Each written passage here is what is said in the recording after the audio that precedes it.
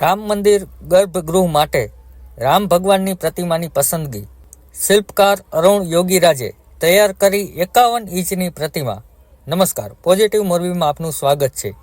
અયોધ્યામાં 22મી જાન્યુઆરીના રોજ પ્રાણ પ્રતિષ્ઠા મહોત્સવની ઉજવણી કરાશે. ત્યારે ઐતિહાસિક રામ મંદિરમાં ભગવાન શ્રી રામની મૂર્તિને વિધિ વિધાન સાથે વિરાજમાન કરવા માટે પૂરજોશમાં તૈયારીઓ ચાલી રહી છે. રામ મંદિર માટે રામલલ્લાની મૂર્તિની પસંદગી પણ કરવામાં આવી ચૂકી છે. કર્ણાટકના જાણીતા શિલ્પકાર અરુણ યોગીરાજ દ્વારા નિર્મિત રામલલ્લાની મૂર્તિને અયોધ્યાના રામ મંદિરમાં સ્થાપિત કરવામાં આવશે.